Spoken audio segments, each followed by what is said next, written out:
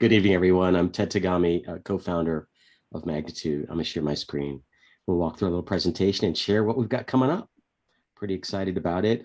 Every mission, of course, you get those little butterflies, right? It's going to all turn out right and what have you. And really, really grateful to be able to do this and share what we've got going on. So I guess you can all see that. Let me just hit the present mode, make it nice and clean. All right. So we have a unique way of doing this stuff in space. Hopefully you can all see that now. We're going to get into a little more of the science in a moment here, talking about root nodulation and what that actually might mean for us living here on Earth, as well as maybe thinking about exploring another world, how that might benefit some future explorers. But I'm also hoping in the beginning here that we set the context a little bit. We're coming out of the shadow of the pandemic, right? And I think 8 out of 10 conversations, 4 out of 5 seem to be about masks or, whatever, right? And I really would love us to kind of reframe what's going on here and change the scale of time.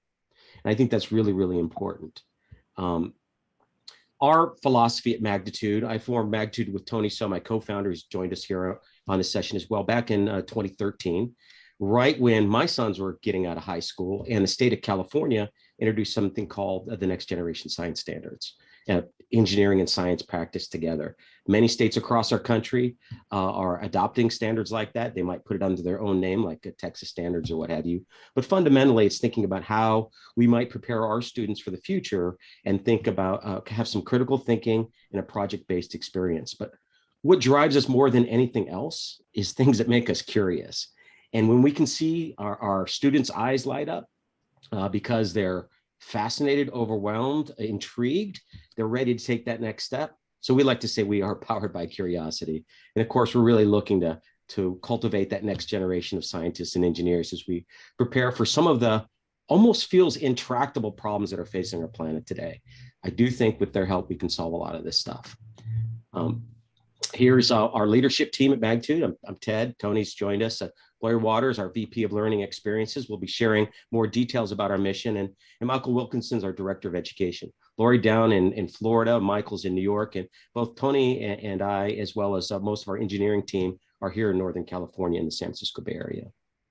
What we've loved in terms of watching our program progress is the extension of our program through our principal investigators.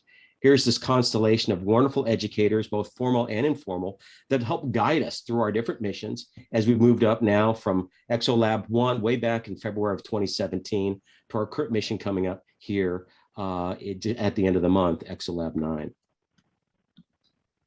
Well, I think we know pretty much about the space station. I'm going to assume most of us are ambassadors, but just a quick primer in case you're unfamiliar with it. This thing is massive, right? It's 450 tons, and it's 250 miles above the planet, and it's been up there for like 2 decades, moving at an extraordinary speed in order to stay in orbit. It's like constantly falling, right? As it falls around the Earth at that speed, 17,500 miles an hour. More than 240 astronauts have been aboard the station. More than 100 countries have actually done experiments. 15 countries helped kind of construct this, and more than 3,000 experiments have been run. So one of those 3,000 will be ExoLab-9, kind of here in just a few short weeks. What's driving us, and the reason why I want us to reframe everything, are there some pretty big challenges in the world. And one thing that's really helped Magnitude focus is thinking about the United Nations Sustainable Development Goals. Without the U.S. National Laboratory, we couldn't do any of this. And so I really want to give a big shout out to the National Lab. But our program really extends outside the United States and its territories to schools around the world. We have schools in Sri Lanka, in Australia, in Nigeria, in South Africa, in Germany, and Romania. They're really kind of all over Canada. And of course, most of them are here in the United States. But when we look at the United Nations Sustainable Development Goals, we can pretty much go anywhere on the planet and find something that resonates with the local community. Clean water, right? Zero hunger, equity, life on Earth, life above Earth, life underwater. So when we take this as a lens and we can focus, we can really see the transdisciplinary opportunity that space brings us as we explore what's next. And for us, this is really what guides us on this mission and our future missions as well. Let's put it in context here. By mid-decade here, we've got a little issue with the spacesuits apparently, so it might be another year or so before we actually get someone on the surface of the moon. But a woman and a person of color is going to be back on the moon this decade, right? This decade, there are 4 more conjunctions between Earth and Mars. So people are talking about how will we get to Mars, right? How will we go to these other places and explore? It fascinates me, gets me super excited. I was a little kid watching them go to the moon back in 1969, right? I think I was in kindergarten. But let's really take and think about our neighborhood here, our beautiful Earth, right? The spaceship Earth. You look at our neighbors, or Venus there, it's really closer to us than Mars as far as its mass and what have you. But at 93 bars of pressure, that's not really habitable. Sulfuric clouds at altitude, mostly carbon dioxide. Temperatures at 900 degrees, not really friendly place to live, right? And then Mars, tiny little planet relative to Earth here, as you know. It's colder, it's farther from the Earth at inverse law, square law, so you're getting a lot less light at that distance. And 1% of that atmospheric pressure that we have, you essentially have to go up about 19 or 20 miles on our Earth to get that same thinness of atmosphere. So we have a really thick, lovely atmosphere here on our planet. And we want to talk about the soils. Lori will mention that a little bit later.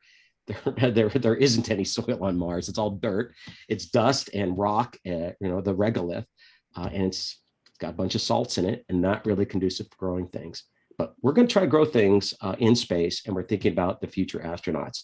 But as we look at this, and I think the International Space Station and the National Lab really are honing in on this. How might we explore the heavens and go to these distant worlds, our neighbors, as well as maybe even further beyond? But how might we make life better here on Earth?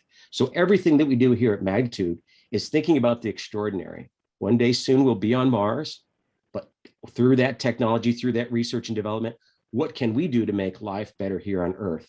Looking through those lenses of the United Nations Sustainable Development Goals. So I'm going to move right into what we're going to be talking about today. It's the ExoLab. And the ExoLab is a device that connects schools around the world to a live experiment on the International Space Station. So this is something that's quite novel. Often you'll see is competitions in which students will gather around and compete for the right to run something in space. Those are usually quite extraordinary, and they're writing papers and they're getting published at high school or undergraduates at college, which is fascinating. But we really were looking for, when we started this, is an equitable position where space was for everybody. So whether you're an inner city youth or you're out there in the rural part of our country, we wanted to give and make sure there was access for that experience. So something less than a field trip to your local museum is what we've been able to do with ExoLab. I'm going to stop sharing my screen because I'm going to show you the device itself and talk a little bit about why we're doing it the way we're doing it. Find the right button here.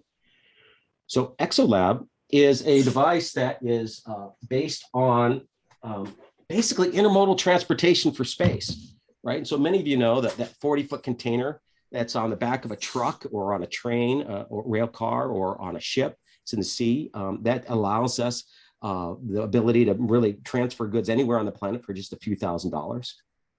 Intermodal transportation for space is a little 10-centimeter cube and variations on this volume, right? And so this is what enables Magnitude to do its work and most of the other work that's done up there.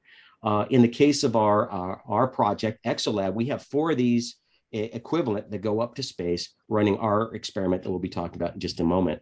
Here on Earth, we have a 2U equivalent in which we're running an analog experiment with some sensors on it that will help your students and in your school, library, science center, or museum explore life here on Earth and compare it in near real time with what's happening in microgravity. The device itself, ExoLab, it runs a number of sensors, and it's all ambient. We wanted to keep the cost as low as possible, so we're not trying to control this environment. So if you're in Alaska or you're in Texas, it's going to have a different temperature, right, on your day-to-day activities and maybe different CO2 levels. But it has a carbon dioxide sensor here at the top. It has a temperature and humidity sensor here within the chamber. And this little PCB that's popping out right here has a light sensor on it, and it's measuring the micromoles per square meter, or the intensity of light that's coming off the LED array. These LEDs are adjustable as well, so you can adjust the wavelength of light as well as the photo period, 24 hours a day, 4 hours a day, what have you. There's even an option to bifurcate the lighting where you could have the chamber divided into two different light settings, which is pretty interesting for experiments that go beyond what we normally do when we send a mission to the International Space Station. There's a little LCD screen that shows the output of information and a camera that captures an image once an hour. The sensors themselves run an average every 12 minutes and they send that up to the cloud. And we now have a constellation of devices that are all growing the same experiment. In this case, we're growing plants with some bacteria, and we're looking at some changes. And this will allow our students to do some observations. One thing that happened during the pandemic is we had to do distance learning. We had to do hybrid learning. Made it very difficult for the students to feel engaged. So we came up with a little kit, an analog of the analog, if you will, where students can now do it right there at the kitchen table at home using some upcycled materials. Lori will talk about that in a minute on how they can be involved with it as well. But we want to thank you all for joining us here today. I'm going to turn this over to Lori, and I'll just say at the end of this, we have a form you can fill out to actually join us as we're just ready to close the door on this mission. And we're going to be giving away to someone that's qualified to run this experiment. And so we're going to ask you a few questions. How might you use it? Where your students are, what you would like to do when you think about space. And for that lucky classroom, for that teacher, we'll supply the kits for 35 students as well. So you can kind of join aboard. And Lori, why don't you talk a little bit more about that? So I'll turn the helm over to Lori. And please, while we're talking, if you've got questions, pop them into the chat. We'll answer them here at the end, and hopefully we can have a nice little conversation as well. Lori, it's all yours. Great, thanks, Ted. Yeah, so stay tuned for the end. You will have a chance to apply to be our mission specialist for ExoLab-9. So if you are taking notes, it might be helpful if you just create a column. And if you teach multiple subjects, you can write these down or just pick one subject and say, connections to, and then whatever subject you teach. So connections to biology, connections to astronomy, or connections to chemistry. And I want you to think about, as we're going through this mission, of how many lessons and how many units could connect to what we're going to do during this school year. So this will be a global engagement with at least 12 countries, with students and teachers from around the world participating. ExoLab-9 is a replication mission to collect more data. And so we're going to share with you some of the lessons and evidence and data that we collected during ExoLab-8 and show you why we're running this mission again. We are working with a flight provider called Space Tango, and they are engineering the Cube Lab that will be sent to the International Space Station. They have figured out a way to give us a little more space. And so the flight experiment will be in a larger Cube Lab than what we have in the ground control. And you'll be able to see some of the pictures of that. We've refined our science protocols, and this time we will be flying 15 seeds in the 3 test tubes that will be inoculated with rhizobia. So all throughout this mission, it's really scientific inquiry based, and we want students to be actively engaged in asking these questions and extending their learning with more questions. K to 12 and even college students have started engaging in this. I'm, in fact, a graduate student with the University of North Dakota, and I'm even studying some of this through my independent research projects. So our science goal for this mission is to achieve root nodulation by the symbiotic rhizobia bacteria on a legume plant. We've chosen red clover as our flight specimen, and we want to do this for the first time in microgravity under the stress of spaceflight. We do anticipate launching on August 28th. They keep changing the date and time on us just a little bit, so obviously it's always subject to those rocket launch schedules, but at present it is August 28th around 3:37 a.m. from Kennedy Space Center here in Florida. We'll be on station about a month and returning on that SpaceX 23 Cargo Dragon on September 29th. So we have just about a month or so to achieve our science goal of root nodulation. This is our 9th mission. You can see here previously we did a red clover mission with ExoLab-8. There's also flown cowpeas, bacteria, microgreens, as well as the model organism Arabidopsis. So these missions with ExoLab tend to be plant-based astrobotany missions with a little bit of a difference as we learn from the results from these missions. It guides us in where we're going next. And so as we think of what's going to be coming out of ExoLab-9, we're already starting initial planning stages for ExoLab-10, which is scheduled for October of 2022. And throughout this year, if you're part of our mission for 9, you can actually help us determine what we do for 10. Why should we study food crop production in space? Well, we can learn from the explorers of the past. They survived or perished in extreme and isolated environments. Malnutrition was a leading cause of death, as well as disease. Humans have to have food for energy, and unfortunately, prepackaged foods like they receive on the International Space Station are not going to last for long duration missions, such as a 3-year mission to Mars. The nutrients will break down. So in order to maintain optimal health for our astronauts, nutrient-dense fresh food has to be part of the solution. Resupply missions are not going to be available like they are currently with the ISS. You often hear news articles when the astronauts receive those cargo resupply and they open it up, they just got one, and what are they excited about? The food. They're excited about the food, so they have some variety, apples or oranges. And what do they often say that they want to have as their first meal when they return to Earth? Salad. That is a common theme. They love fresh foods. So in these long duration missions to Mars, we have to think about the quantity of food that's going to be required. 24,000 pounds for a crew of 4.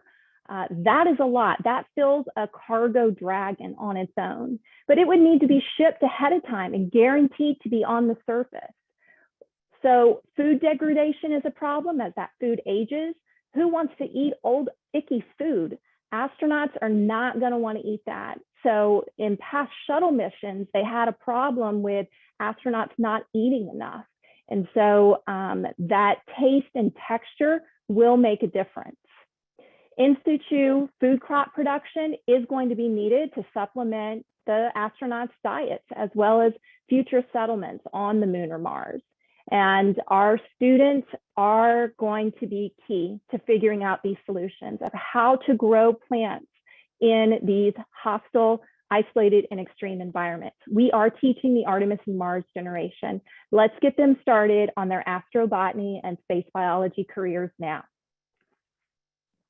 When we look at the effects of spaceflight on human health and the role that nutrition plays as a countermeasure, it even adds more evidence of why we need fresh food and crops as part of the solution. Imagine you're an astronaut. You've traveled 6 to 9 months to Mars. You're experiencing muscle degradation, cardiovascular deconditioning. Your bones are significantly weaker. You arrive to Mars and you have no one to help you out of the capsule. Think about that, of how much the crews are assisted here when they come back to Earth. They will not have that help on the other side at Mars. Therefore, we have to give them the best chance they have to counteract some of these negative effects of spaceflight. And especially if you teach human body systems, look at these amazing connections to human health. It's the reality of what astronauts will face. Then we get to, can we grow on the moon or Mars? When we look at the regolith, it's dead dirt. And we know that dead dirt doesn't grow anything here on Earth either. We know that microorganisms in the soil are essential in order for plants to thrive. We also have to deal with those toxic perchlorates in the Martian regolith. The very fine dust is like powder, like a flour almost. Those types of clay-sized particles suffocate roots. We end up with rapid water loss in some of the regolith. And obviously there's some nutrient deficiency. While we think there's trace amount of nutrients that could support plants, we have to figure out a way to make this regolith into a productive growing media. And it can be done. We've seen throughout history, even with George Washington Carver, how legumes have been part of the solution of rejuvenating our soils here on Earth. So if you teach environmental or earth sciences about soils, permeability, porosity, that soil pyramid, the structure and organic matter, as well as nutrient content, and the nitrogen, phosphorus, and potassium, all of those connect in to what we're trying to achieve here. We also connect back to Earth in a number of ways, and that is, let's look at what's happening around the world. We can help them deepen their understanding of ecology, nutrient-driven pollution, the food web, plant biology, and soils. Sustainable and regenerative agriculture is a growing topic of interest among undergraduates and graduate students too. So we're preparing our students for future careers. Imagine them being a vertical farmer. Like, that's not just traditional farming anymore, right? That's integrating engineering and computer science. Look here at these pictures, and you'll notice in the center, this is an algal bloom, cyanobacteria, from runoff in our local community. Creates eutrophic situations, it's excess nitrogen and phosphorus that have washed into the waterway, and those bacteria and algae just feed on it. But we have manatees, right? And aquatic disruptions when we have excess nutrients in our waterways. Manatee Cove Park is just a couple miles from Kennedy Space Center, and it's just a hub for these wonderful creatures. But there's been a huge problem this year in Florida with lack of seagrass due to excess nutrients. Well, the manatees eat the seagrass. Not enough seagrass, more manatee deaths due to starvation. So all of these issues are connected when we look at teaching the biogeochemical cycles, particularly the nitrogen cycle, carbon, and hydrologic. And here's another community connection. If you followed the news of what's happening here in Florida in recent weeks, perhaps you planned a wonderful vacation to a beautiful Florida beach, and you realized that no, you don't want to go there because it's been overwhelmed with an algal bloom called red tide, which is a type of toxic algae. So therefore, we've had several thousand tons of dead fish and marine life washing up onto the shores. And there's some difference of opinion as to what initially triggered it, but there's a combination of factors is what most people are coming to consensus. Particularly this discharge from a former fertilizer plant, dumping the equivalent of 80,000 bags of fertilizer into the bay. So we have to have solutions for these earth-based problems. And when we show these kinds of pictures to our students, we don't want to discourage them, right? There's a lot of environmental problems, but we want to give them an opportunity to devise solutions and to come up with creative ideas right there in their own communities. How can they make a difference when it comes to water pollution, from personal responsibility, lawn care, monitoring, and just awareness as to what happens when we use synthetic fertilizer. The nitrogen cycle is often one of the most challenging ones for students to grasp, but it's crucial. When you look at the role of bacteria in this cycle and realize how that life of the soil, there's so much that we don't understand. So we want kids to really get their hands dirty, dig in the dirt again, and to explore these relationships, these symbiotic relationships of what's happening between bacteria and plants. So in this project, we're really focused in on the rhizobia bacteria because of its ability of nitrogen fixation, and it becomes a biological fertilizer rather than a synthetic one. So it prevents this issue of algal blooms and eutrophication of waterways because the plants are uptaking this biological fertilizer rather than excess nutrients washing off. So we can use these types of topics to really spur scientific inquiry. to use this phenomena of a red clover plant to drive the engagement and the inquiry. So students will learn experimental design through this project, conduct the experiment, make observations, learn to collect data and evidence, as well as to report and defend their results through claim, evidence, and reasoning. We have to prepare them for scientific communication. It's not an opinion, right? They have to know how to point to the data. Where does the data lead them?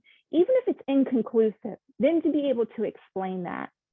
From the young in elementary school all the way up through the AP students, they often get confused with experimental design, variables, independent, dependent, the controls. So this process will reinforce that for them. This is a project that one of my students did the end of last year when we were trying to decide our flight specimen. And it gives you a way to visually represent a quarter's worth of work as a poster session created through Google Slides. And so they can combine all of their research and come before the class, come before you as teachers and argue about how a certain flight specimen should be chosen, or the summary of their research. So project-based learning through this pandemic is definitely a way to get students interested and engaged beyond just lecture and taking notes. And especially as we're returning to the classroom with kids on campus, let's give them something hands-on to do and to work together. On the Magnitude platform, there are K-12 lessons on scientific inquiry, the ISS, data collection, rocket science, plant physiology, legumes and the nitrogen cycle, tropisms, as well as microscopy. And you see this legume plant here, the red clover plant, the little bumps, that's what we're looking for. Those are the nodules. So they're very small. You get a magnifying glass in the kit, and so kids will want to have that on hand because these nodules may only be 1 millimeter in size, and they can be anywhere on the root, all the way from the base of the stem, all the way down the taproot to the end, or even the branching roots. And we did enable them to participate from a kitchen or a classroom. So if you end up in a hybrid situation, or with all your kids in a class, or with some on distance learning, they can participate because they'll have a student kit where they can put it together at home and grow their own plants. So here you see in the right-hand picture is just a jelly jar. And we have a video that walks them through step by step how to use their kitchen as their lab and create their own vessel to grow their own plants. We also will have live weekly sessions with guest speakers throughout the month of September to give you updates of what's happening on the space station and with the mission, as well as to hear from what's happening in the space biology and astrobotany communities. Past speakers have included Jacob Torres from Kennedy Space Center, Christina Johnson from Kennedy Space Center, Liz Warren, including, and some astronauts too, like Don Pettit. So we want students to really engage globally and communicate. Scientists work together, and that's a lesson that they can learn even in kindergarten. And we are a collaborative community of practice. We want to reinvigorate that as educators to support one another. So we have a number of support networks that we're going to start up this year. On the Magnitude platform, you'll be able to access the lessons based on the grade level that you teach. But if you have some really advanced fifth graders and you want to use the middle school lessons, you can clone them and amend them and assign them to your class. Or you can just use the lessons as they exist and assign. We've really tried to be meticulous this summer and do lesson planning for you. I know from experience that takes a lot of time, and you're going to have a lot on your plate this year and your hands full. So we've tried to do a lot of the legwork for you in creating videos and graphic organizers and slides and even assessment questions. Also, we've got Google Classroom integration that should be up live on our platform probably in the next week or so. So with the experiment set up, Ted showed you the ExoLab. So here's one where it's running magenta. And on the platform, you can run it with the 2 tubes. We have other experiments where sometimes we use Petri plates, but this will be the 2-tube experiment. And you can adjust the settings for the left tube or the right tube and changing the color, red, blue, green, magenta, or white, as well as the photo intensity. And then the photo period. We typically run it 16 hours on and 8 hours off, but you can change that and see what happens. And as Ted mentioned, we have it's Wi-Fi enabled. It takes that picture every hour. It has the sensors for luminosity, CO2, temperature, and humidity. And then your images and data are going to appear on the Magnitude platform. And this is what that looks like. So on the left, you'll have your ground experiment in your classroom or learning center. And then on the right, you'll have it paired to the International Space Station. And these are images from when I was at the High Seas Analog in Hawaii. I had an opportunity to run an ExoLab experiment on top of that volcano, which was a lot of fun. And then pair it to the ISS. And you can see on the right, so some of our seeds dislodged and started growing in different directions. We find that they're extremely phototropic when they start growing with their stems and leaves towards the light, but those roots like to grow in any direction. And sometimes it looks like they're growing up. And so that's a really good lesson too in gravitropism. We'll also be able to compare the data, ground versus flight, for each of the data measurements. And you can pull this into a spreadsheet to do further analysis and create other types of graphs. And so you want to, is going to be some variability, especially since we have a completely sealed cube lab on the ISS. NASA does not like bacteria floating around that don't have to be there. So since our test tubes contain bacteria, they want them nice and sealed up. And so the CO2 levels may not vary very much when you see the flight experiments. But the one in your classroom lab, you might notice some variability. Can you determine why?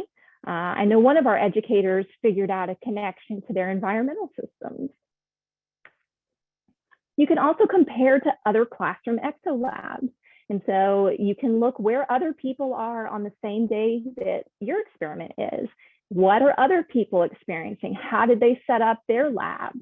Do they have nodulation yet? It's really exciting when schools start reporting, I have a nodule, and the kids begin noticing and they want to know if they're first, but not necessarily who's first. It's, then how many nodules do you get? What were the conditions that were just right within the range of tolerance to support a healthy plant to nodulate? So extending on that, this year we have a new opportunity for educators to become sister classrooms and to have that partnership with someone else doing the experiment so that the educators as well as the students can connect and interact with each other, collaborate, ask each other questions, and even develop cultural understanding, given that we have classrooms in multiple countries. It'll all be flexible and educator determined. We're just going to help you do some of the matchmaking.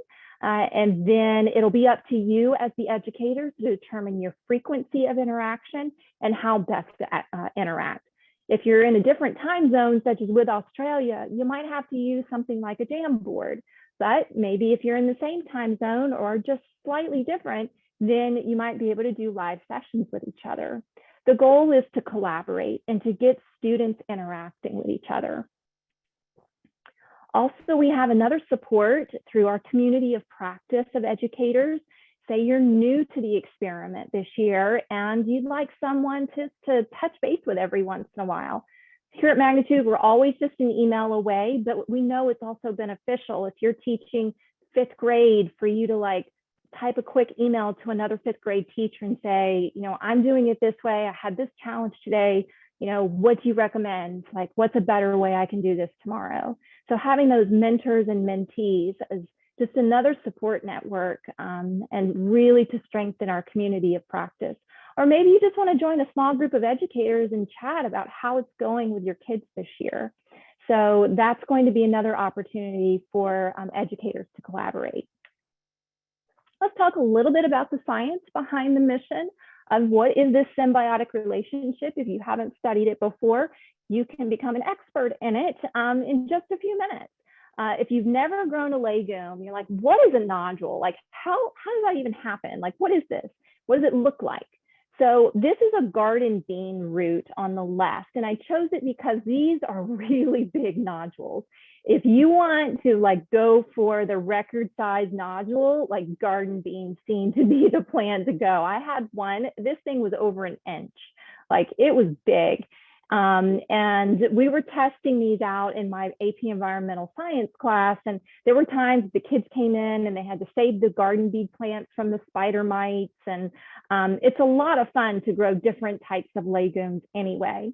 But you can see all the infection threads, these little bumps, that's what they are. It's an infection that comes in through the root hair, but it's a mutualistic relationship. So the rhizobia are taking the inert atmospheric nitrogen, which is a critical macronutrient for the plant, but the plant can't use it as a gas. It has to be converted into ammonia or a nitrate for the plant to be able to use as plant food. So that's what the bacteria does for it. And then in return, the plant's going to provide that shelter and the carbohydrates for the bacteria to further grow and replicate. And so nitrogen is a limiting factor that can stunt the growth of plants. But here we've got a biological fertilizer that's sustainable, that these bacteria magically, through their chemical processes, can take an inert gas and turn it into plant food. But you have to put the rhizobia in the soil. It's called inoculation. And so on the right-hand side, you can see that no nodules formed on the garden bean root of this one because the soil didn't have the bacteria in them. So it is chemical signaling that drives this process. These chemical signals are released through the root hairs and they attract the rhizobia. So the plant has to be in a healthy state. An infection thread forms as the rhizobia proliferate, and then it grows into a pathway, and then the bacteria cells release from that thread to become these bacteroids within the root cells. And then you get additional nod factors from the bacteria as they're dividing, and then you get this amazing little infection bump on the root. And here are these little twin nodules that formed right at the base of this stem. But if the plant is stressed, it will not nodulate. Even here on Earth, there are things that can stress these plants, and it says no way. It will not release the chemical signals, and it will not let the bacteria in. So there's range of tolerance, just like any other organism, right? Temperature could be a factor, humidity, light period, a lot of different ways that things can go amiss, even here on Earth. So now when we throw these plants into space and we're taking out gravity, we're looking at tropisms. The phototropic and gravitropic effects, what happens when we remove gravity? How will this plant react? And so here again, you can observe, and we have a lesson on the platform where you can rotate and move the Petri plates and get the roots to grow in all kinds of different directions. Yet you'll see that it's going to grow in the direction of the light source, the stem and the leaves, no matter which way you've turned that plate, right? Or turn that test tube. Great experiment in the beginning to get started to what happens if you grow them in the dark. I challenge you on that one. It's unexpected. You can see some artwork here from some of the students, and that is something that is really another way for them to express their learning, is drawing what they see, the stages of development, labeling with the scientific vocabulary, but also noticing the pigments. There may be times that you may see more purple in the stem. And that can be a key factor too, to take note of when that happens. And are the plants, are the leaves yellowing? Well, that can be a sign of something too. So getting them to notice even those small color differences can be a factor. Here's what our flight experiment looks like for ExoLab-8. We're going to have a similar setup with ExoLab-9. There'll be 3 tubes that go into the cube lab. In 8, we did 3 seeds each, and this time we'll have 5 seeds each. You can see on the left, there's that black box. We call that the juice box. That is where we have just a small amount of water and the fixative, so that when we say stop, they send a code up to the space station, and they program the box to say, release the fixative, and then it keeps the flight specimens in that state. And that's done without astronaut assistance. The astronauts take us out of the cargo, they plug us in, and then it is operated pretty much autonomously from there. We initiate on orbit. You'll notice in the center and right-hand pictures, there's a strip of biostrate felt holding the seeds. If you put clover seeds into media, they will start germinating in 12 to 36 hours. So we don't want them to germinate too early. So we embed them in the felt in the flight experiment. So it just gives us a little more time. And then that tube, that green, very small green tube that comes down the middle of the test tube, delivers a 0.5 milliliter of water to the biostrate felt. And then that is what we hope will initiate germination. Rocket launches are pretty intense events. So a few of our seeds became dislodged in that process. In that center tube, you have King Cobra is what we named that little seedling. And he was the star of the show, I think, for the most part, during all of our ExoLab-8 Lagoons in Space Flight. Everybody wanted to know, what's King Cobra doing? Here we are getting removed from the Destiny module and returned to Earth with the historic Crew 1 Dragon back on May 2nd. It's just really awesome to see your flight experiment floating right there at the hands of an astronaut. And then we got our tubes back, and then we started looking at them really closely and doing the post-flight science of microscopy. We took a look at, let me go back. Look at the left-hand tube in the center here of the flight experiment. Unfortunately, because of the vibrations of the rocket and gravity before launch, the media rotated slightly, and we have a seedling down in this media that's growing. And he stayed pretty, much hidden and disguised throughout the experiment. But that's the one that we have of most interest. There were some surface anomalies, is what we're calling them, in areas of interest on the root of plant we call Dio. And this is our one seedling where we really narrowed down and said, we think we have some positive signs of at least pre-nodulation. But you know what? One seedling isn't enough. We need more evidence and data. Therefore, with ExoLab-9, we're running a replication mission because we need more evidence. And we want students to learn that sometimes your experiment doesn't go perfectly, and you have to make engineering refinements and science protocol investigation refinements to your procedures in order to get more evidence before you can draw a conclusion. So that's our goal. And I think Lisa Turney popped in to the session, but you saw in the Cube Lab, her Bitmoji avatar was on the Cube Lab. She was selected as our mission specialist for ExoLab-8.